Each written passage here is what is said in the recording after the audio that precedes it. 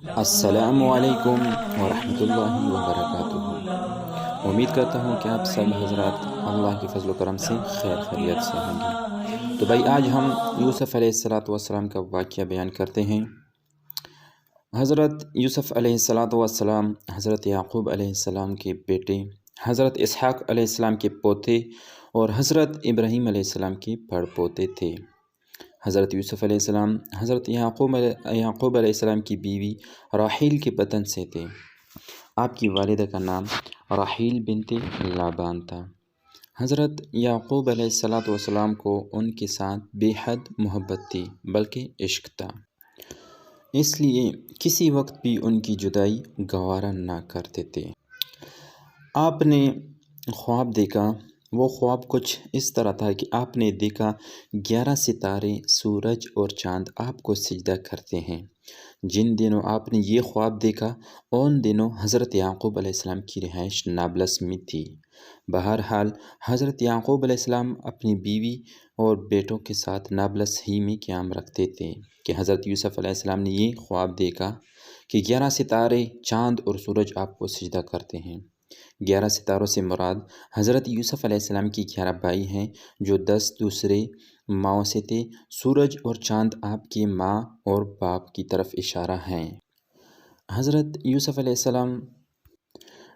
یعقوب علیہ السلام کو معلوم تھا کہ یہ سوتیلے بھائی حضرت یوسف علیہ السلام سے حسد رکھتے ہیں۔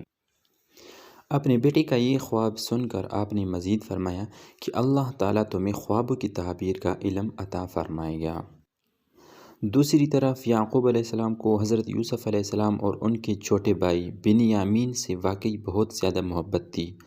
اس کی وجہ یہ تھی کہ ان کی پیدائش کے وقت ان کی والدہ کا انتقال ہو گیا تھا۔ یہی وجہ تھی کہ حضرت یعقوب علیہ السلام ان بے ماں کے بچوں کا زیادہ خیال کرتے تھے۔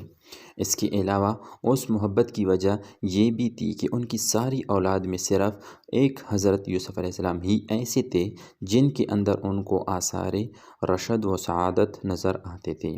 اور پھر حضرت یوسف علیہ السلام کا خواب سن کر انہوں نے جو کچھ فرمایا اس سے صاف ظاہر ہوتا ہے کہ اپنے اس بیٹے کی غیر معمولی صلاحیتوں سے وہ واقف ہو گئے تھے۔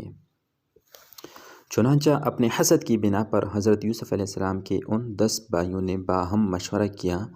بعض نے یہ رائے دی کہ یوسف علیہ السلام کو قتل کر ڈالو، بعض نے کہا کسی غیر آباد کنویں کی گہرائی میں ڈال دو تاکہ کانٹا درمیان سے نکل جائے اور ہمارے باپ کی پوری توجہ ہماری طرف ہو جائے۔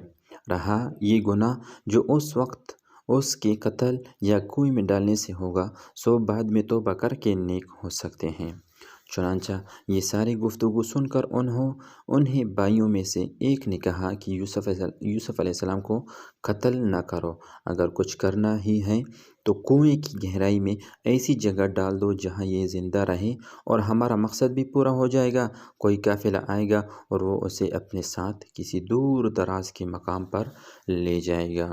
تو بھائی یہ واقعہ جو ہے نا یہ بہت ہی طویل ہے، جس کی وجہ سے میں بقایا واقعہ جو ہے نا وہ آئندہ ویڈیو میں بیان کروں گا۔ تب تک آپ یہ ویڈیو اپنے دوستوں کے ساتھ شیئر کریں اور چینل کو سبسکرائب کریں، بیل آئیکن دبائیں تاکہ ہماری آئندہ ویڈیو کی آپ کو نوٹیفیکیشن موصول ہو جائے۔ السلام علیکم ورحمۃ اللہ وبرکاتہ۔